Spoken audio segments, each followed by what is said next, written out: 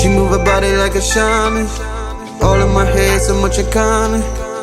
Just say that word, baby, I'm on it. If this ain't love, then I don't want it. She move her body like a shaman. Hi, welcome back to Culture Healing. So today I'm into the financial zone. And the reason why I'm in the financial zone is because things are changing, as you can see.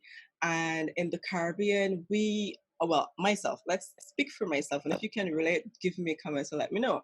But for myself, I am not too investment savvy in that sense. And I'm not too credit ting or score or whatever they have out there savvy. So I am here to ask this financial advisor that I have asked to tell me everything that I need to know. So I am in school at this point, and I will just let him teach me and go from there. So thank you so much for coming to my podcast. Please introduce yourself. I'm a financial advisor and I work for an insurance company here in Barbados. And I've actually been in financial services for just over the last 10 years. And I'm able to develop my brand, Stretchingthedollar, through actually a necessity in the insurance market when it came in.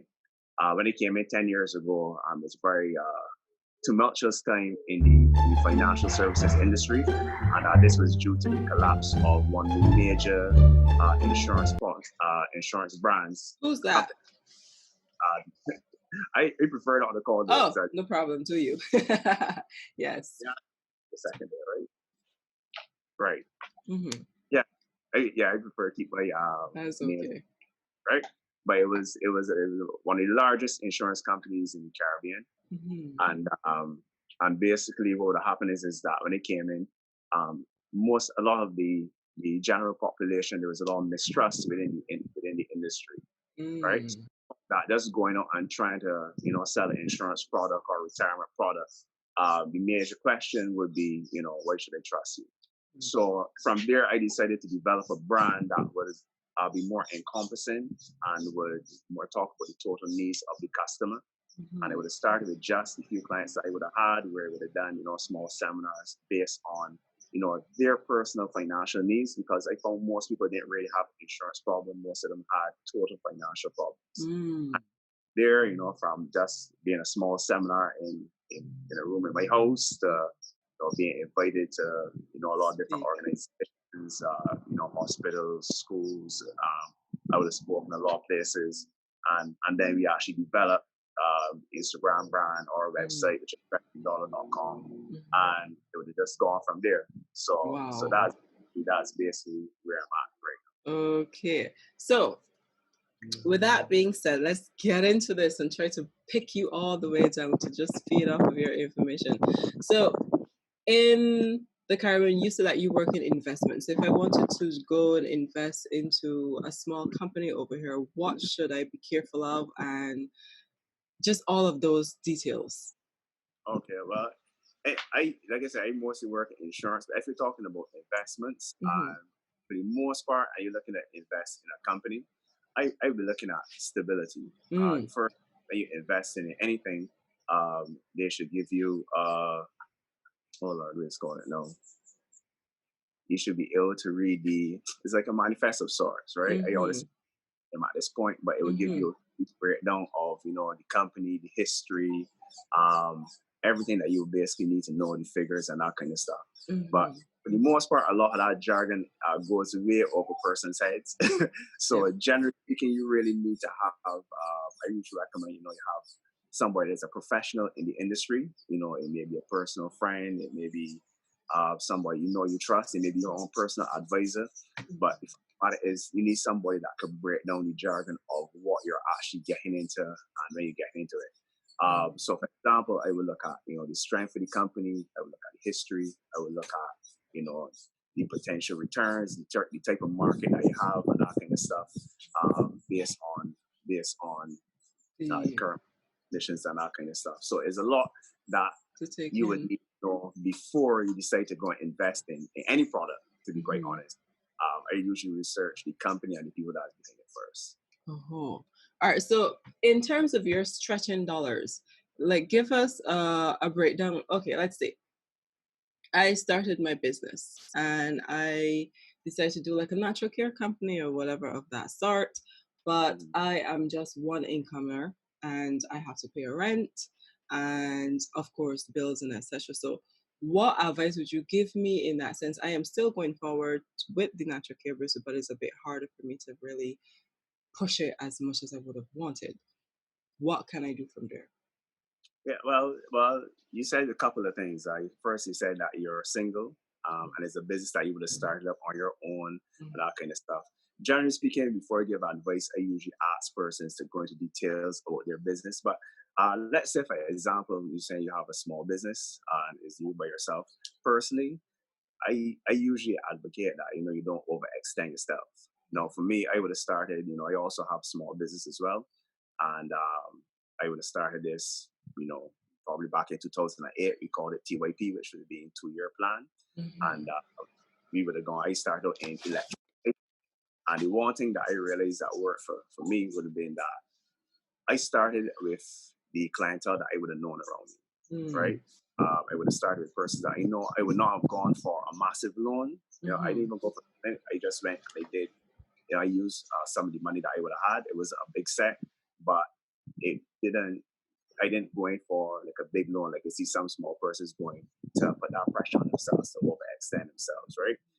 In the beginning, it's going to be a lot of sweat equity, which means that you're going to put a lot of, over time, effort and time. Yes. Doing it. So some people I would see that may start out with a small business. They may want to look to hire employees and do stuff that that they can afford. Right? I think your most important thing at this stage is establishing value and getting your brand out and doing a lot of the work yourself. So for deliveries, for bringing in the product, for advertising, all that stuff, I did myself. Right? When we moved into real estate, even when we started with our first property, it was, and we would have, I took the time to, I had to learn how to paint, I had to learn how to do tiling, I had to learn how to do floors, I had to learn how to do crumple molding. And this was because we didn't have the money to hire a staff, a huge staff. So a lot of these stuff, small business, you really want to be doing yourself, right? Or at least get advice from persons. You want stuff at discount. You want to keep your expenses to a minimum. Okay, so it's not a good idea. Basically, what he's saying is not a good idea to want to hire people and to hire somebody to get this due. Learn how to edit, learn how to do your own flyers. Actually, see if you can incorporate your family members if they can be able to help you out. Sometimes pick up where you can say, hi, I can get money for my products, and I can also say I can hire a person to do such and such and such. So in terms of what I have noticed in Barbados is that there are not a lot of small, let's say, groups. That's the word, small groups that you can say, hey, I want to be able to do this business, but I need assistance. There is not such a group that you can say that I'm aware of. If you are, just let us know. Because I have a few friends who would love to do their own startup here, but it is not, they can't afford to get a loan right now because of some circumstances that I described to you earlier is basically what my friends are, but they have a great plan in terms of what they want to do. Just that there are not a lot of small groups in Barbados that is willing to give that assistance to say, all right, let's see what we can do to help you. Even if we don't fund you, maybe we can point you in the right direction to get this done. I don't really see that happening here. So that's one of the reasons why I wanted to speak to someone, like a financial advisor, whereas they can be able to get a better understanding of what they can do in the meantime. So it is extremely hard. So for people like that, are you aware that of any groups like that here that can help? Well, the truth of the matter is that there are so many different resources in these times. I can tell you what I use. I only advocate things that I know of personally. I use a lot of the internet. So, for example, and I use, like I said, I use my personal friends, people that will be around me in these certain industries, right? So, for example, let's say you mentioned going out and doing your own flyers and learning certain skill sets, right? So, editing my own videos, editing stuff on Stretchingthedollar. I have another friend. He does does video editing. So I asked him, what he uses. So I got advice from multiple sources. He would have shown me a bit of what he was supposed to do. He would have given me this gimbal. I told him, this is really fun and that kind of stuff. And as opposed to having to pay somebody to do my videos and edit and that kind of stuff, now I have a tool that I invested a small amount of money in that I've used probably for the past 6 months, right? Now, at first, when I was editing, the edits weren't that great. I got but you. YouTube is your friend. Yes. YouTube. I was able to learn a lot of stuff on YouTube. I was able to learn a lot of stuff on video editing and stuff that I did not know then. Funny enough, other editors, I actually ran into 5 different editors. Wow. People in, they see my videos, they talk about it, they give you a little bit of advice, they tell you, this is another program you could use, and it builds from there, right? So in terms of advice, and I usually recommend, first, obviously you need to have somebody that is knowledgeable in the area, right? And you can look to your own friends and start to get advice from them. Start to ask yourself, okay, so who do I know is a videographer? Who do I know makes flags? Who do I know that prints t-shirts? Or who do I know that runs a small business? I usually start within my own circle first. If I can't find that person, then I would possibly look to go to an outside source, somebody that would obviously be a professional as well. But there's so much information on the online, on the internet that you could go to get advice from, that kind of stuff.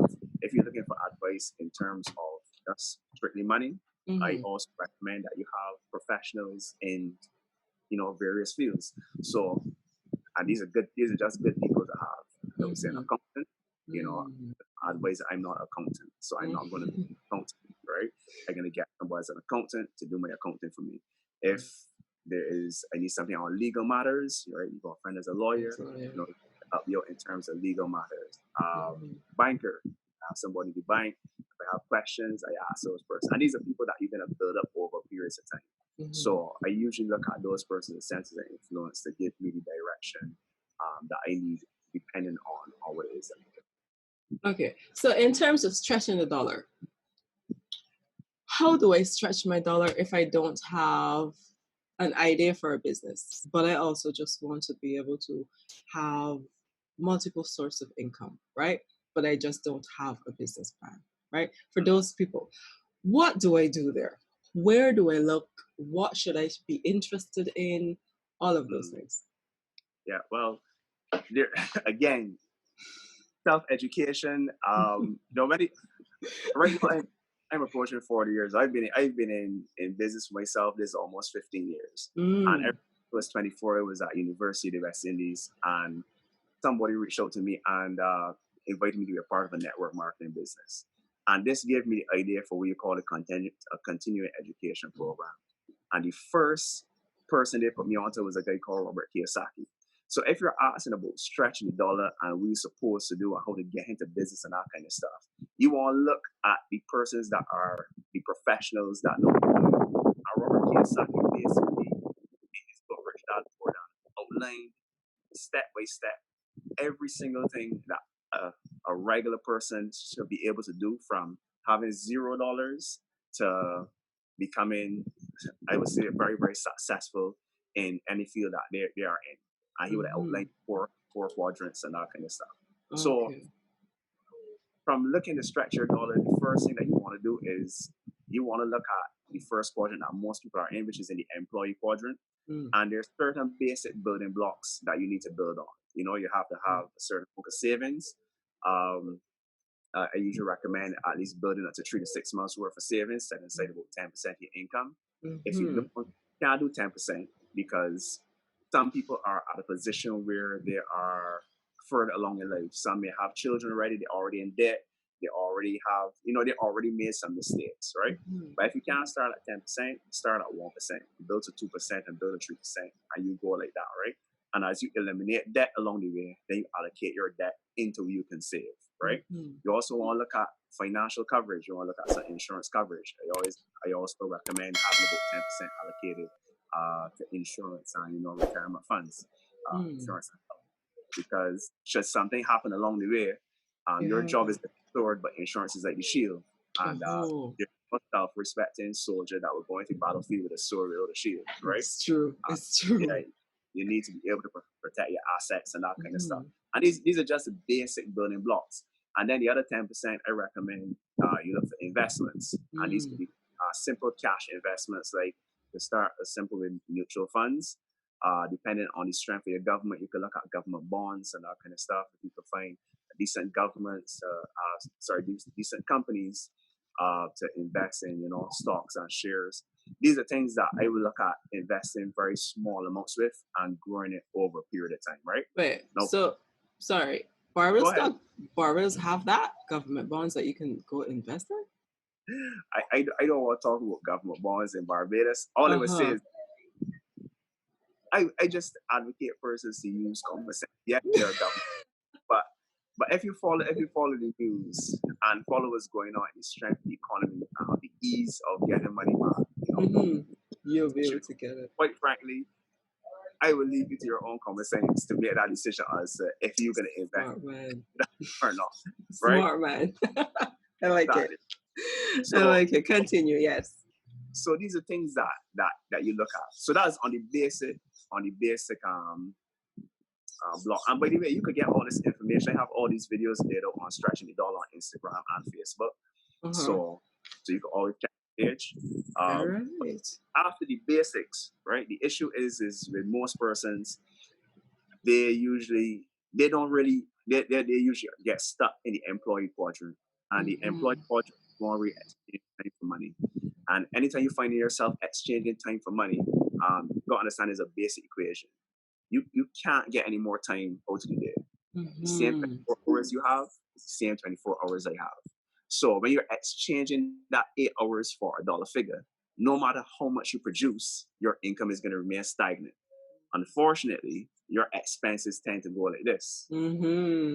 While your income tends to stay like this unless you are furthering education and that kind of stuff. And or have 2 jobs, but even then your time is down. Exactly.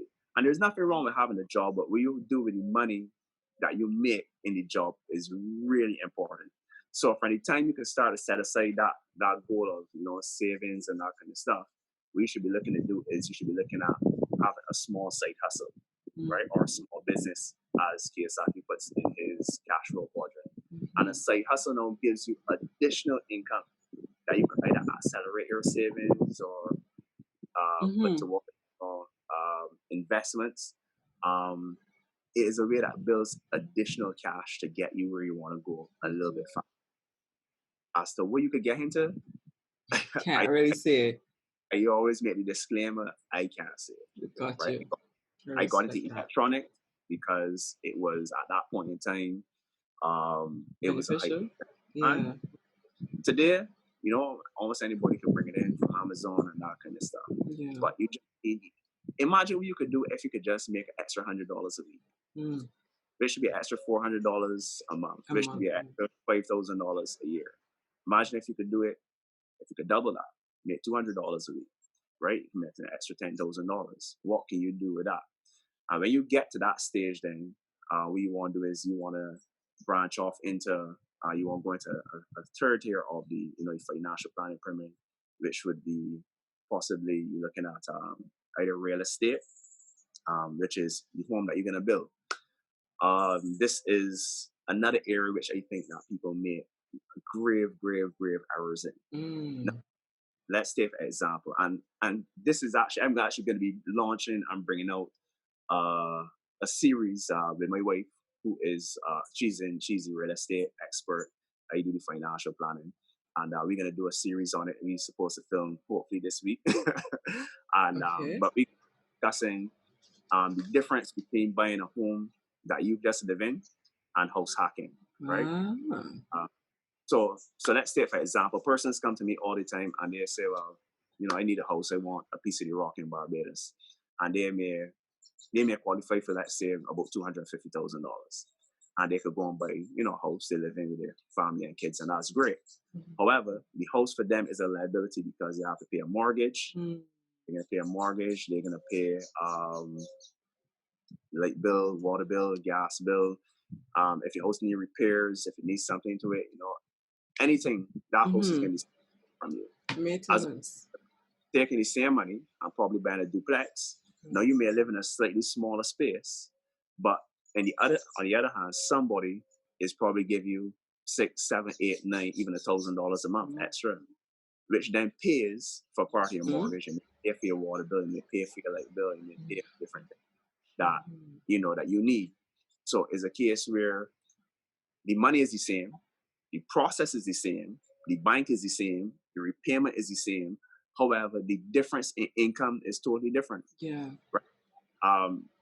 There's a saying that the people that are wealthy, they do the same things that the poor do. Yeah. It's just that it's different areas. Yeah. So my thing is that self-education is extremely important.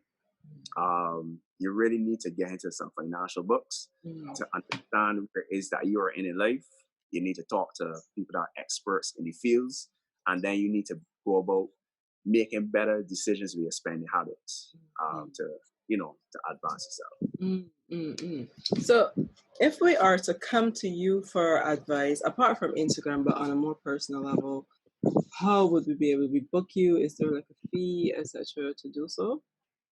For right now, there's no fee. People just reach out to me on Instagram, and I talk to them. I have a good few guys. One guy, he just came with a school, and he wanted to start a business, and he called me yesterday all excited, telling me he just got his first client. And the truth is that over the years, so many people have given to me that it was just a way really to give back to persons. Eventually, I don't know, maybe if it gets too much, too demanding, maybe get a charge. But right now, my videos on Instagram are free.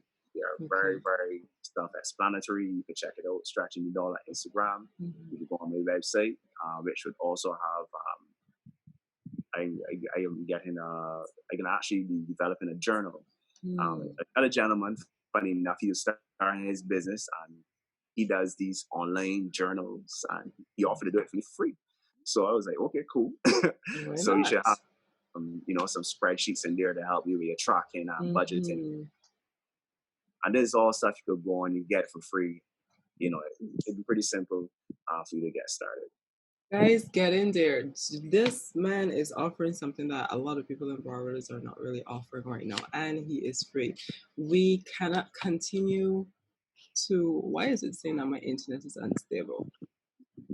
All right, so we cannot continue to be working paycheck to paycheck, not able to say that we're going to invest in something for ourselves. So there are so many ventures and so many things that you can do, as he has said, and she said it about 3 times already, that the internet is wide and you can use that to learn certain things. I never knew how to edit.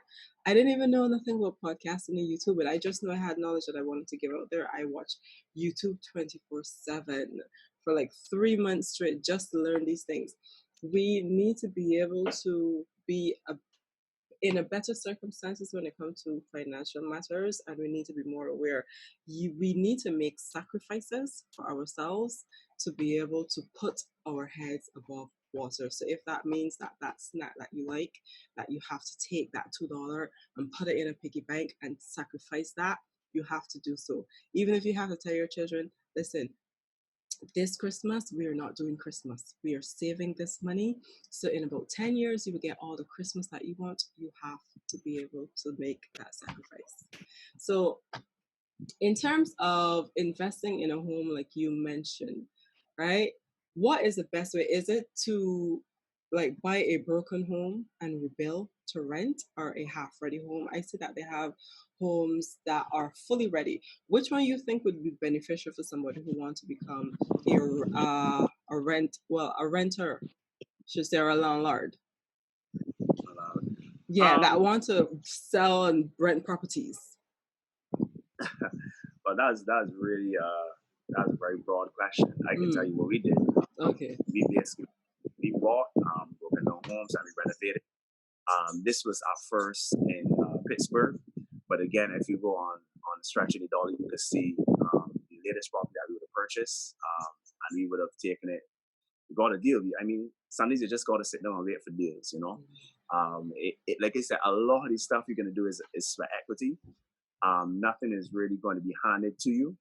We spent months looking through the papers for the right deal, and then we found the right deal, and we had to try to negotiate with this guy. He was traveling back to New York, and then even to get a mortgage, we had to go to several different banks. Some of us didn't want to give us the terms and conditions that we wanted, and then the mortgage process, when we finally found someone, it took a little while before it actually came through, and then then it was being you had to do a lot of fixing up. Fortunately, we are at the point where I don't have to do a lot of sweat equity in that regard. But in the very beginning, you probably want the average person probably wants something that is kind of small, something that is kind of simple. I would say that I would pay for at least maybe 75% mortgage. If you can get something that has 2 extra rental properties, I believe that that's something that they should definitely look to do. And look to do mostly work yourself. You get a friend to come and be on the weekends to come and do certain things. Everything is not going to be free, but as many things you can get free, why not? as many things you can get on discount. There are a lot. I'm telling you, there are so many things that I think we need to take the word convenience out of this, because it's convenient for me to walk into a general store and say, "Hey, you need 6 2x4s," and I take their price for it. And to then go into a junkyard or to look for a sale or to look for the wood that maybe not as good, but to get a cheaper option, it's going to be a lot of that in the beginning to keep your prices down, but still to make the finished product as good as it is. Yeah, so the case where in terms of what a person should be doing at this point, it's going to be dependent on budget. But I would take what their existing budget is and what they're actually going to do. Some people are going to say, I need a mortgage of $500,000 to buy a house. And I'm like, cool, what kind of house are you buying? Well, it's a house for me and my daughter. And I'm thinking to myself, okay, well, in my heart, I'm thinking, but why would you do that? Yeah, why would you can get something less. To just sit down in a house that you're probably not going to be in for 8 to 12 hours a day. Still having to pay salary to pay for it. Why wouldn't you take the same money and look for a better deal? And on the program that we're going to be airing, hopefully on Sunday. What is the name? So I can send people there. I will advertise for you. What is the name? It's going to be on my Instagram page. It's going to be Stretchingthedollar. Okay. All right. And you can check it on Facebook and Instagram.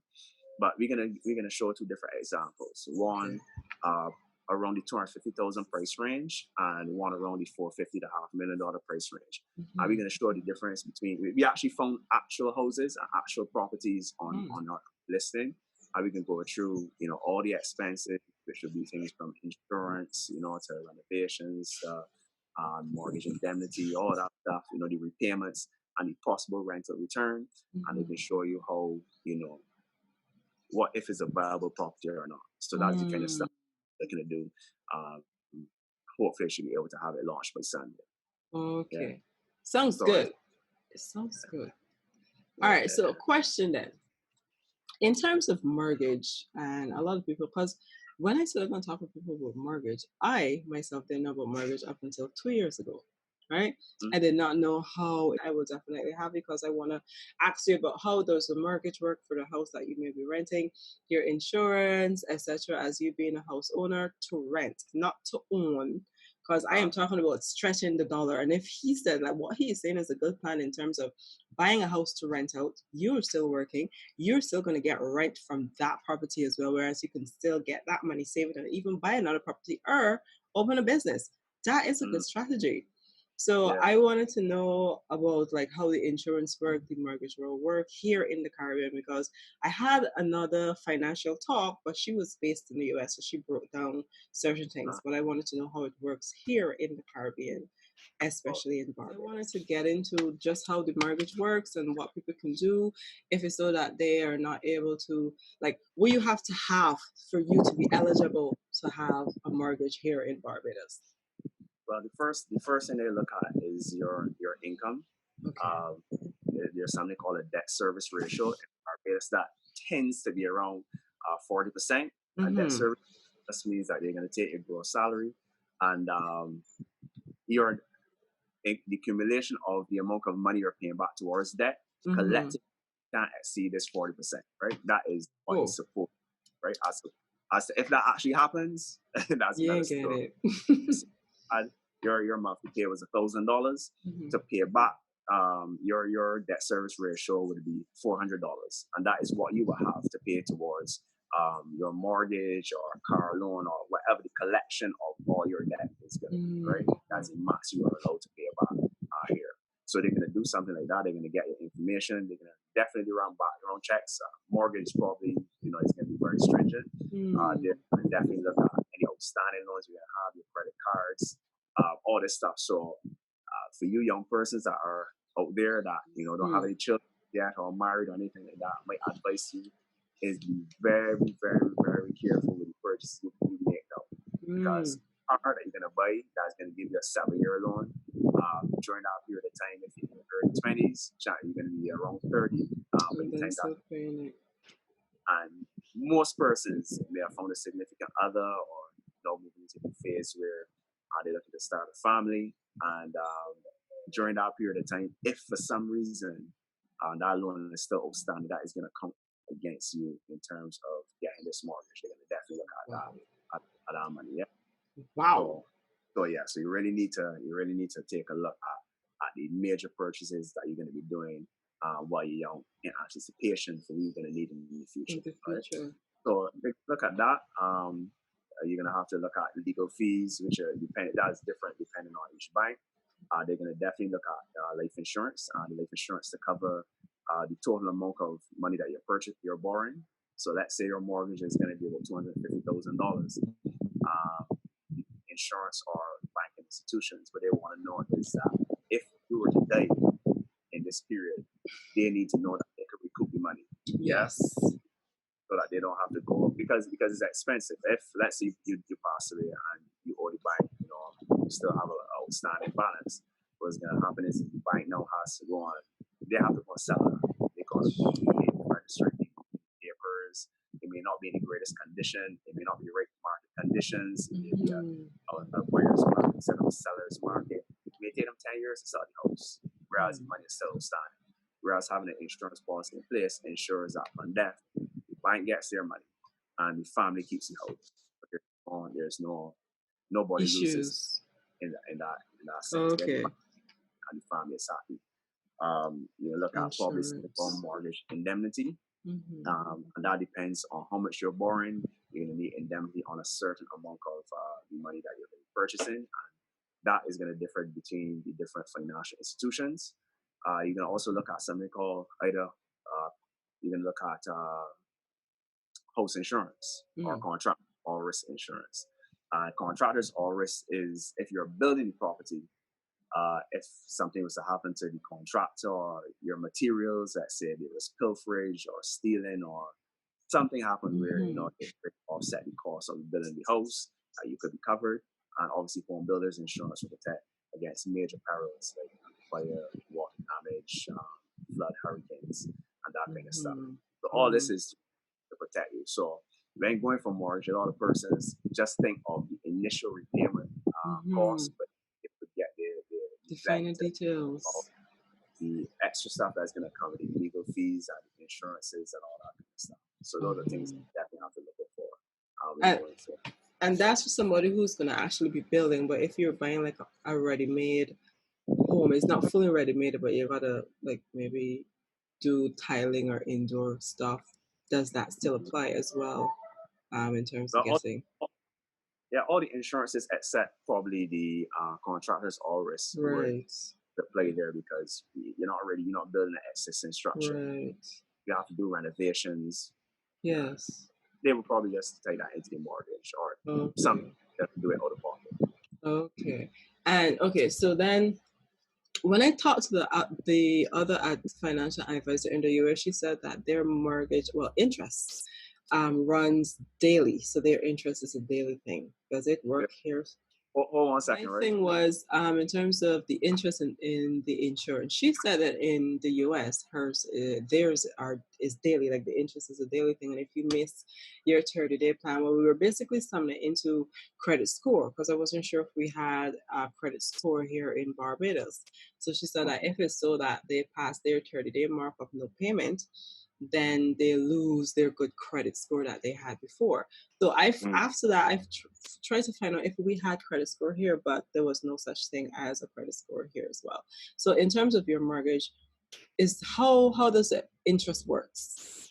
Again, that depends on the financial institution, but in general, the general way interest works is that and it's more interest more than fees. So if you miss a payment, then there may be a penalty or a fee.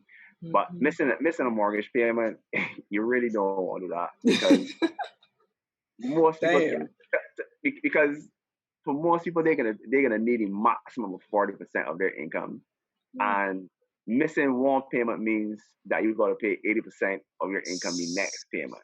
Damn. So imagine we're missing 3. When you miss 3, you already passed your paycheck. Oh.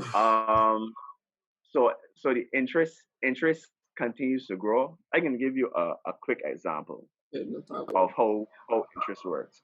Let's say that you're looking at, and there are calculators for this. Let's say that you were born $500,000, and let's say interest rate was about maybe like 4 or 5%. And like just saying this off the top of my head, and you have a 30-year mortgage, you're gonna end up repaying about $1.2 million in, right? Total. So your interest is gonna be between I would say about $600,000 to $700,000. And that's just me talking off the top of my head for that interest rate. Yeah. Okay. So that's what. So what I recommend, more importantly than the interest rate, is the ability to pay back a little bit extra. So I would never advocate that somebody goes out and buys something that stretches them to the exact limit, right? Because you want to pay your mortgage off in as quick as time as possible. So imagine for that same $500,000 mortgage, imagine you were paying back, let's say for $500,000, you're going to be paying probably like guessing again, maybe like $2,300 a month. I think on a 5% interest, right? I could get all the numbers for you, but let's assume that's what it is. If you were to add $100 a month, you would shave probably maybe. No, I'm gonna do it right here. I don't need to guess. I'm gonna do it right here for the camera, so that you can see. And it's a very simple app. You could go into something called Easy Calculators. Okay. So let's say that you were doing. This is. I don't know if you can see this, but it's $500,000 here. And let's say your interest rate was 5%. And it's not that, no, it's probably is a lot less, but let's say 5%. And your loan payment, your loan term is 30 years. Your monthly payment is going to be about $2,600. I don't know if you can see that. Yes. Over 30 years. Good, right? Let's say that you were to add an extra payment of $100. I just put it in the column at the bottom. You're going to pay off earlier by about a year. Are you going to save yourself about $42,000 just by paying an extra $100 a month up front, right? Let's say that you were to carry that to extra $500, and you calculate it, you're going to pay off earlier by 104 months, which is almost 10 years. Right? You can see it. I don't know if you can see it. Yes. You're adding $500 to this payment, which is about $3,000 now. You're going to save about $152,000, right, on your total mortgage payment, and you're going to pay off earlier by about 104 months. If perchance, right, and this is why I think it's important to have a property that you could invest in. So let's say, for example, you had a property where you paid this $500,000, and you had an additional, let's call it 3 rental properties. Let's say it was a 4-unit complex. And trust me, you can find these in Barbados. I know people probably watching this and saying, you can't find that in Barbados. On Sunday, I can bring in a film and they're going to do live examples. You can find these things. It's whether or not you really want to take the time to find them, right? Let's say you had 3 additional units, and each unit conservatively was giving you, say, $850 a month in rent. That is about, let's call it, let's say $900. So let's say the monthly payment on this would be $26.84. So let's put in $26.84. If you were to double your mortgage payment, you would pay off in excess of 10 years. Sorry, in excess of 20 years. So you're looking at about paying off 240 months earlier, and you would save $332,000 in interest, right? So when you look at the difference between purchasing this $500,000 house to live in on your own, and this doesn't include water bill, light bill, phone bill, gas bill. This don't include renovations, because after 30 years, your house can probably want a new roof, they can want new doors, they can want a paint job, they can need a whole lot of stuff. It doesn't include the maintenance around the house and that kind of stuff, right? So imagine if you had taken the same $500,000 and bought a unit where you live in one of the units and rented the other 3, where each of them would give you between $800 and $900. You will save $337,000 in interest. You will pay off your mortgage in 10 years. And the good thing about that is that after that 10 years, the house is totally yours. At which point you could get something called an equity loan. And the banks at this point, because the banks just got robbed of $332,000, the banks at that point are going to become your best friend, because they're going to be able to look back at your track record and they can see, well, this guy that we thought could only pay $2,600 a month was able to pay over $5,000 a month. He cleared the mortgage in 20 years or less and get away with $337,000. Let me give you more money. It's true. You need this money. So they're going to give you what you call it, they're going to offer you something called an equity loan, a home equity loan. And it should be pretty easy to get from that point, because they can just ask you to bring back standard stuff like, whatever job letter, or they can see the record of the payments. So they're not going to doubt you could pay the money. And at that point, you could get, let's imagine you bought a house for $500,000 in 10 years. Let's say it's a seller's market, and you could get $750,000 for the house, right? What will happen is that the bank could give you the $750,000 in equity in what the house will be valued at, and that $750,000 you could take and do whatever you want to do with it, because you still have the rent that's coming in. You're gonna own the house, but you can also have the cash equity from the house, and you could get this money and you could go and buy another set of property. Yep. Flip it. Let's say you do that 3 times. A 20-year-old doing this for 3 times 10 years each, he's going to be 50 at the time. And at 50, he's going to have 3 properties.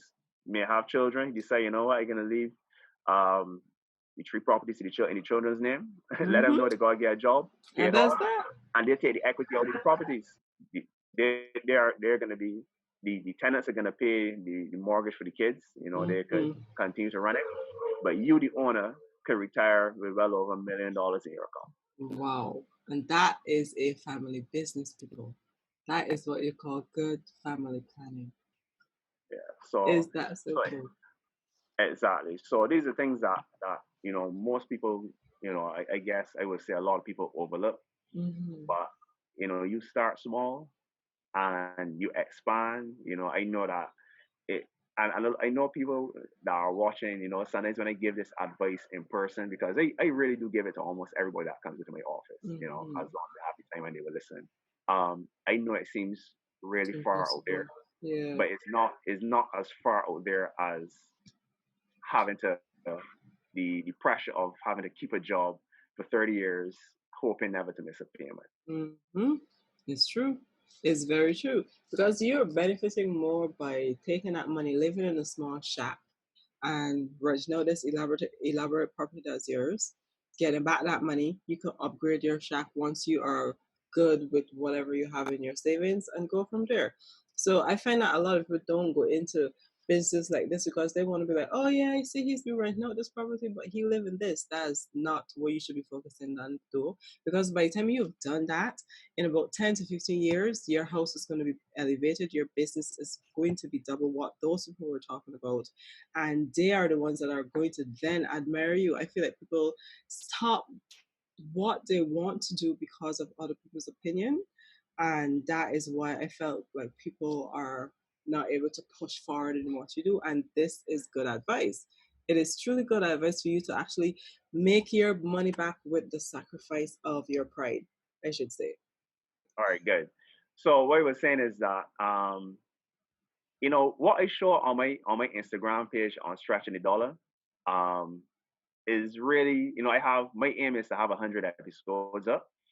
Right now I have about 14 episodes. You could go back and you could watch from the very beginning where I talk about the very, very basics, right up to being able to own your own property and have, you know, rental income coming in.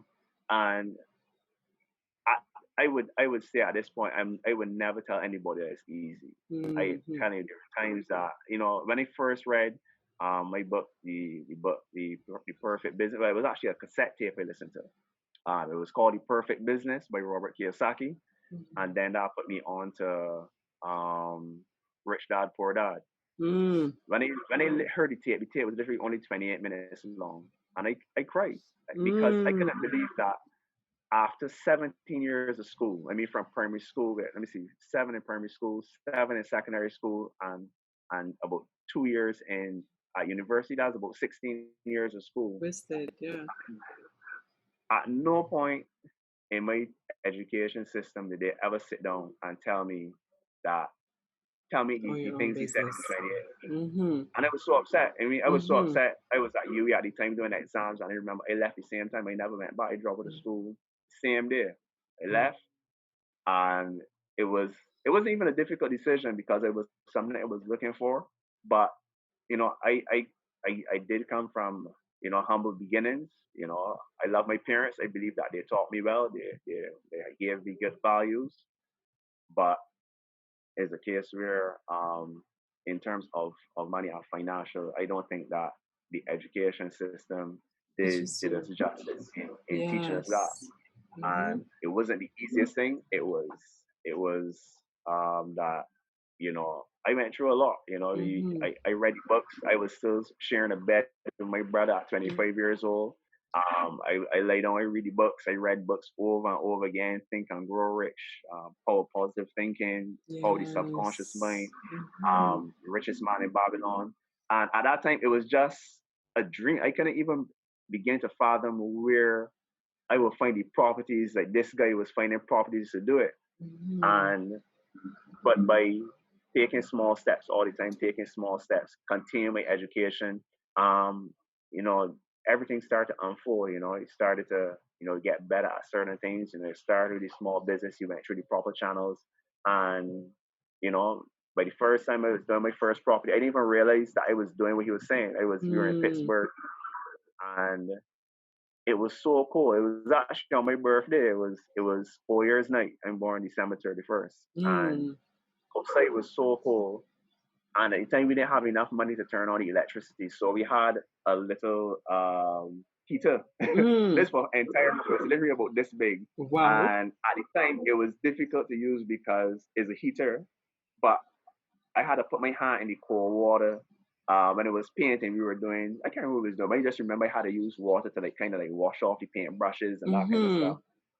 And the water was literally freezing. So if you had on gloves, then it was so cumbersome because if you had on gloves, then it didn't make sense wetting your fingers. Right. Then if you took off your gloves, then you had to wash your hands. And no matter what you did, your hand, like, I couldn't feel my fingertips, and it was painting like till maybe like 3-4 o'clock in the morning. Wow. So, and I was upset. I could hear fireworks going off New Year's Day. You know, we were right next to the Steelers stadium.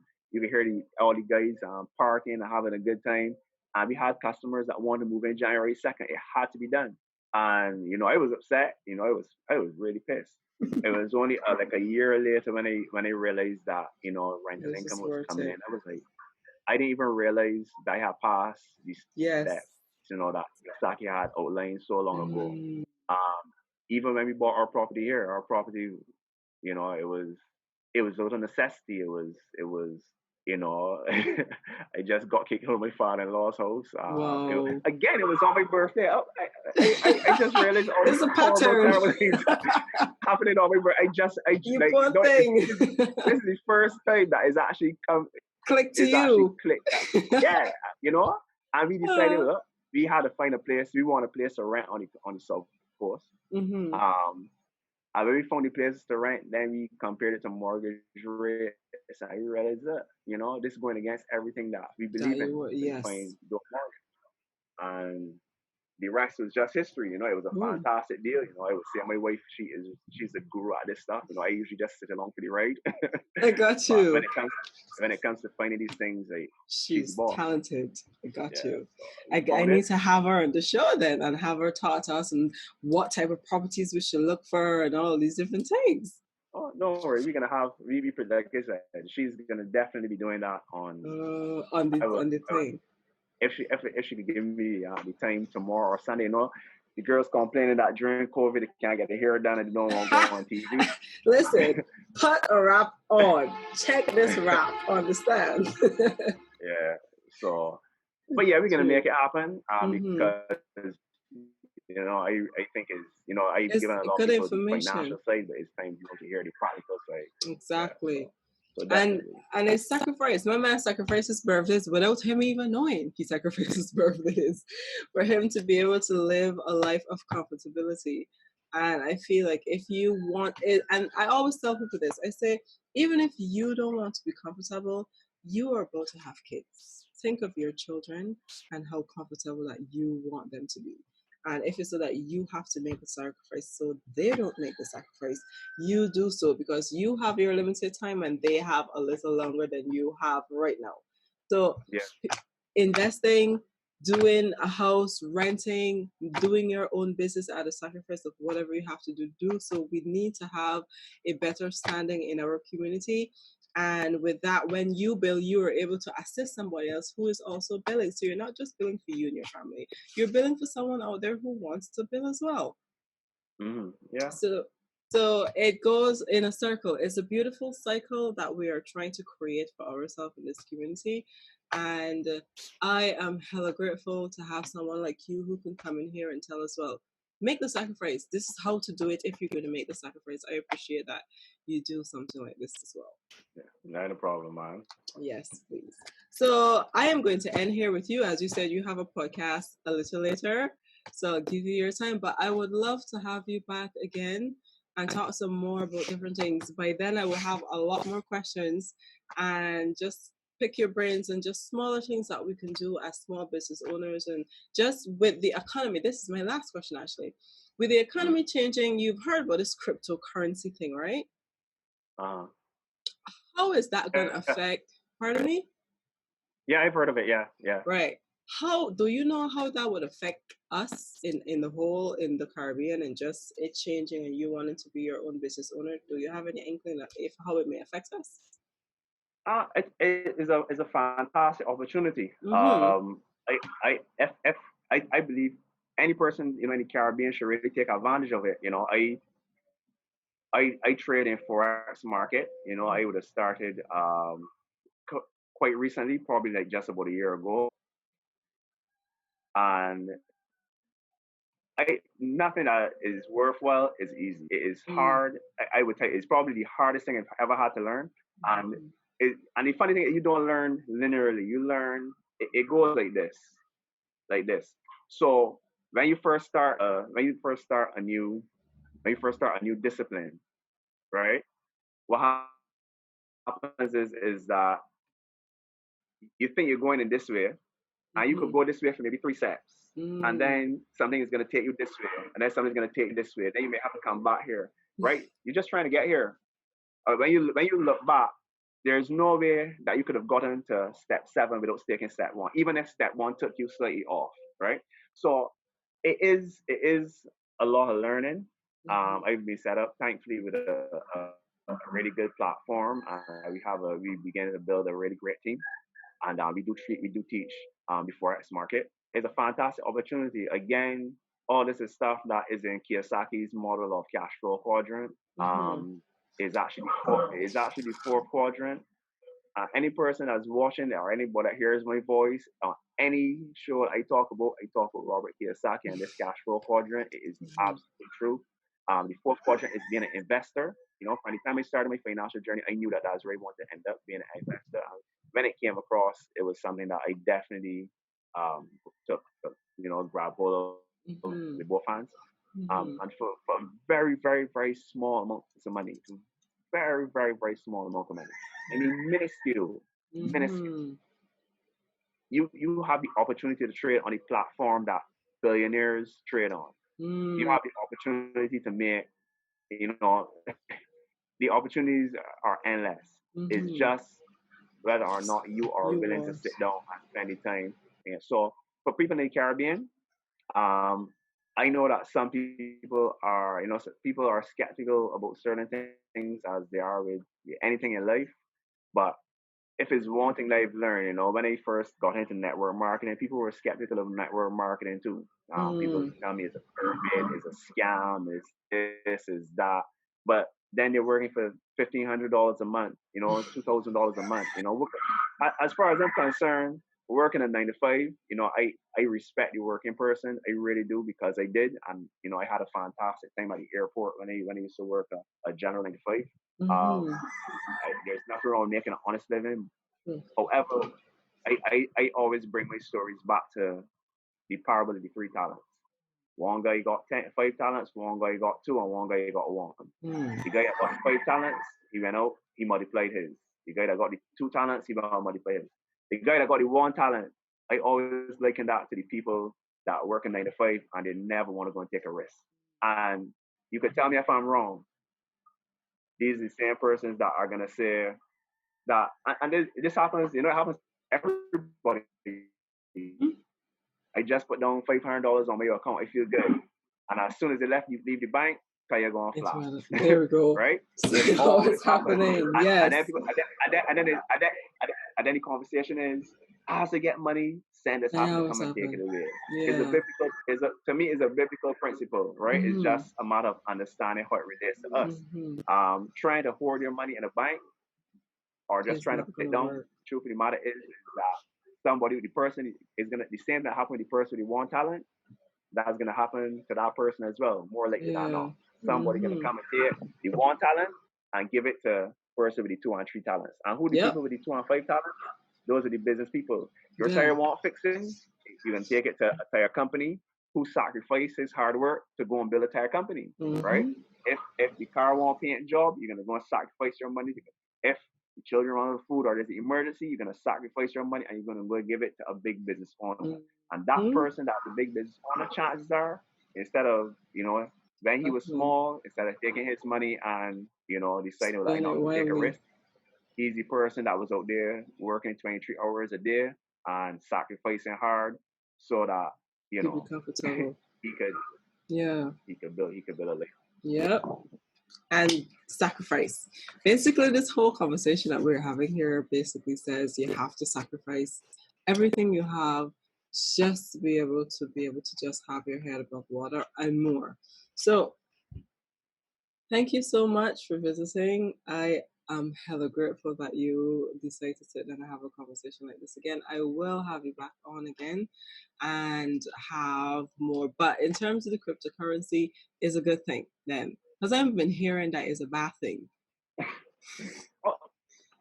Everything is a bad thing. Network marketing is a bad thing. The guy that started Walmart was a bad thing. The billionaires a bad thing. Robert Kiyosaki, the people that sell books, everybody bad. Amazon bad. YouTube bad. There's nothing that's good in the world.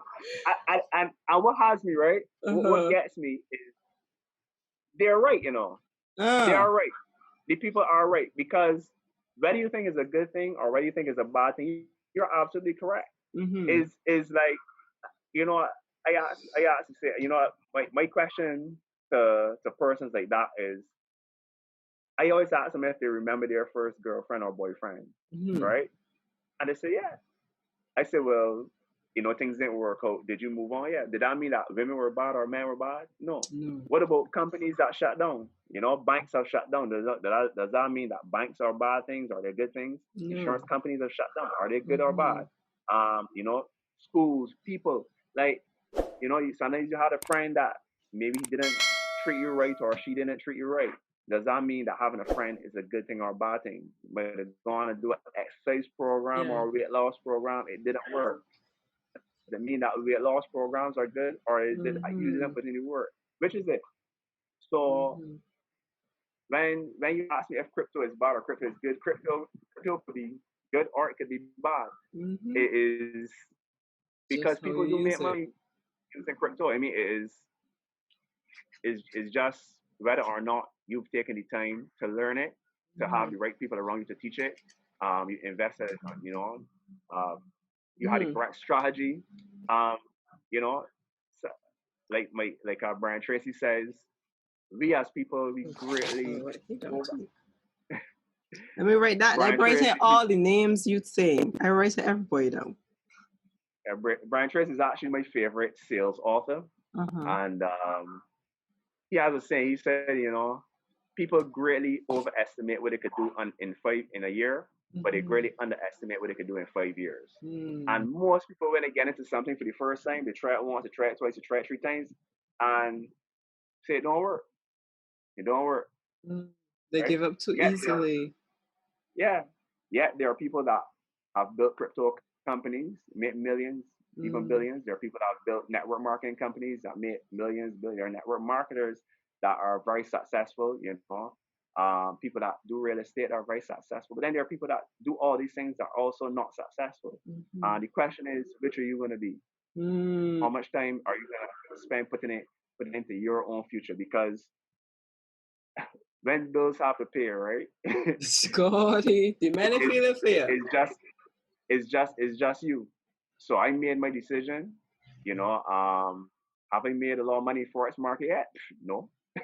I've only been in for a year. But do I expect that over the next 5 years, if I keep at it consistently, that I'm not going to? No. I'm absolutely confident that you know, success leaves clues. If you know somebody that does something the right way and you do it the exact same way, chances are you're going to have the same results that person had. Yes. I would say that anybody that is thinking about going into it, you know, get as much advice as you can, read up about it, you know, be prepared to put in the work, and as long as you're ready to have a mentor. My last video on Stretching Dollar was actually talking about mentorship and the importance of having a mentor. So if I will take a snippet of that exact video for you. Said it's on Instagram? It's on Instagram, Stretching the Dollar. Okay. Hi, welcome to episode 12 of Stretching the Dollar. I'm RUDO Catlin, and in last episode we would have spoken about acquiring new skills, and by now you would probably realize that that's maybe a little bit easier said than done. So in today's episode we're going to talk about is how to maintain a positive mental state while learning these new skills so that you could get to achieve your goals and dreams.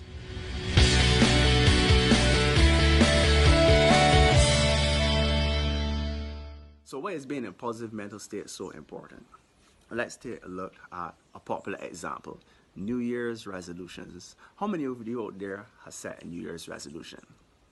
Yeah, I know I have. How many of you remember when the New Year's resolution was by February 1st? Yeah, I'm guilty of that times over as well, right? But there's a reason for this. The reason is that on January 1st, you are in a state of emotion. It's either the excitement of January 1st and a new year and a chance to start on a clean slate, or it's possibly a state of shock where you realize, cheese on bread, since December 1st, I was either working overtime, I ain't getting to go in the gym, eating all this black cake and ham, and now I put on extra 10 pounds and I have to get it off. Whatever the reason is, you in a new state, right? And when you make that resolution, it's because you're in a state where you feel as though, you know, I absolutely have to get this done. But by February 1st, that state is gone. So you tend to not really, it's not that important anymore. You know, you don't remember it. And the other thing is that most of it don't write it down, right? So to get in the state, we're gonna need a couple of things, right? First, you should have done this by now. You should have your positive mental attitude statement. If you don't have it, guys, you need to get one, because this is going to be the basis for our exercise today, right? The second thing is that we're going to recommend is you need to have audiobooks or visual books. I recommend actually having two. One which would be motivational and one which is going to be industry specific to whatever new skill it is that you are learning, right? And the last thing is a time slot, a specified time slot where you are actually going to put in work in your new skill or whatever it is you want to achieve every single day. It has to be a specified time that you can do this, right? And this is what this is going to look like. So you have your positive mental attitude statement, right? And here is how we're going to get into state. Now, for most people, yes, you need to say this with emotion. And if you look at, I want you to take a look at my guy, Emerson Brown. I am Jelani. He is fantastic at doing this. Every single time he does a video, he gets in the state and he does the same exact words. And he's like, "You, this is my boy Emerson here. I back on the road again." And you know, when I'm doing these videos with him and I watch him, I can feel that he gets into the state, you know, every time he says it, whether he feels like it or not. Once he says it, I can see that he's immediately charged to go into the state. The next thing is a particular action that you're going to do. Now, the good thing about emotions is that, well, most people do an action after they feel emotional. Like, for example, you hit a game-winning shot like Michael Jordan. He's like, yeah, right? The other thing is you can actually put yourself in state by doing the emotion, which is what a lot of people, when they go into war or people going into sports. So you see people in war going hoorah, or you know, they're like doing the hand movements, you know, tagging one another, have these, you know, fancy hand signals, you know, 1, 2, 3, go Lions, you know, whatever it is, right? These guys, they all do it because they know by doing these particular actions, they're putting themselves in a state of readiness and excitement. They're ready to go to war. They're ready to go and compete. They're ready to go and win. Yeah. So that's the first thing you're gonna do, right? You're gonna look to get action, and you're gonna say it with emotion. So here's what that would look like. You say something like this: by December 2020, I am going to be debt free. I will do this by working every single day in my business for at least an hour, whether it's before I go to work or after I come home from work. I'm going to read my positive mental attitude statement once on mornings, once in the afternoon, and once before I go to bed with feeling. I'm going to get 2 books, and I'm going to read 10 minutes every single day of a positive mental attitude book and a book to help me with my skills. And I'm confident at the end of this that this is going to help me in my skill to earn an extra $100 every single week. And by the end of it, I am going to be debt free. That's basically what that looks like. Now, you can see that I changed state there immediately. All right. And after that, your body is going to be in an excited mood. You're going to feel like, yes, I can do this. Now, after that, you listen to your audiobook. I recommend the motivational one first. But the motivational one is going to give you a little bit of that extra boost to feel good about yourself, right? Then obviously you're going to read the one that's going to be industry specific, because by getting better at what you do, by getting better at whatever skill it is, you're going to feel more and more confident, right? And that's what you're going to look to do. You're going to feel a little bit better about yourself every single day that you learn a little bit more about your skill. Yeah. Well, thank you so much for having me on the show. It was really a pleasure. And anytime that you want me back or need personal advice, you're coming back. You're coming back for sure. You're definitely coming back, because I know that when people listen to this, they'll definitely ask me to ask some more questions of you. So you are going to be back again, because things are changing for people here in Maurice. And what I've realized is that people don't want to work for the system anymore. They actually really want to start their own businesses. The majority of the conversation I've been having is somebody saying, I have this, like, I know this girl who is a genius strategist, and she has this awesome daycare plan, like any other I've ever seen on the market, right? And she has sat down and written out how it's formulated, the employment, how much money she's going to be making a month, when she's going to get profits, how the meals, I mean, she has done it to a T, right? But she hasn't made a step to make this come into light.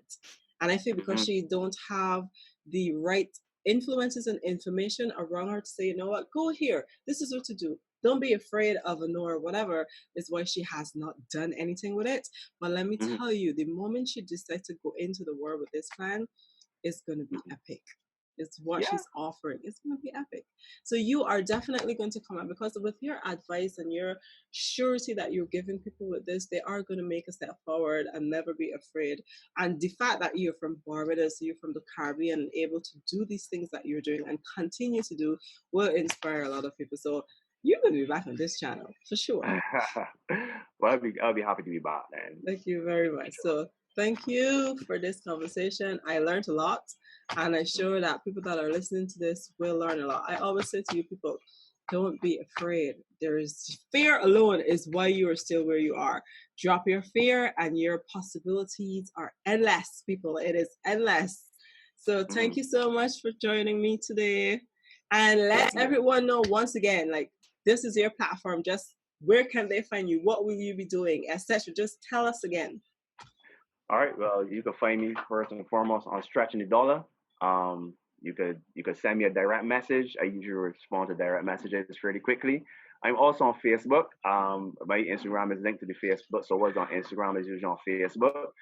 You can feel free to send me a message there too. I honestly don't check it as often, but Instagram for sure. And you can even check my my website in terms of if you want to contact me or leave a message or see some of the calculators that we're gonna have. Like I said, we're gonna have some upgraded stuff on the website. I would say he promised me by the end of this week, but let's say by next week. I give it some room, issues and that kind of stuff. But tune in, Stretchingthedollar Instagram. I always have a video on. I try to do a video at least once a week. And we're gonna have, like I said, we're gonna have some fantastic stuff coming out in terms of real estate and some other stuff that's going on. And obviously, if you miss a lot of the stuff that we've spoken about, because it's really impossible to talk about all the details of financial planning. I have 13 or 14 videos that you can start from episode 1, and I go through the very basics and build right up to the point that we're at now. And there's obviously more to come. Yeah, and it's more than a minute long, right? Those videos. My videos in the beginning they're close to like 10 minutes. Okay, good. Because that's the length of time that you get on IGTV, so it's broken down into series. Exactly. So the very first ones on the basis of financial planning are about 10 minutes each. The other ones that are coming along, like I talk about mentorship and how to acquire new skills. There are a lot of different. I talk about things specifically for COVID. How to acquire skills in these times. Like, this is the time where you should really be accelerating your learning. Yes. So persons, this is actually the best time to build a business. There's another saying. The wealthy never waste a good crisis. Right? Nope. They always look for a crisis. When there's a crisis going on, and they capitalize where everyone is seeing doom and gloom. They're seeing opportunity. Yes, please. So yeah. So just go on his IGG. I asked that question because you know how people don't like to scroll through Instagram, but if your videos are more than a minute, people will just go on his IGG and scroll down to his last video and just watch from there and just get some information. Like, as you said, use this downtime to make you greater. Honestly. Yeah. Definitely. I even posted the books that you can read there. To me, it's a no-brainer. If you really want to get ahead, I make references to other guys. It's a no-fail plan. Like, he is giving you everything you need, literally, for free. So it's a no-brainer. Yes, exactly. And he is free for now until he is in demand. And then we can't see him, period. He's going to be a wall like Rihanna. You just can't see this man. You just see him growing and growing and growing. So as much as he is free, I will have him on this channel until I can't have him anymore. All right, no problem. I appreciate that. You're welcome. So thank you again for coming. And guys, check him out. I will put the links and every single thing on my page.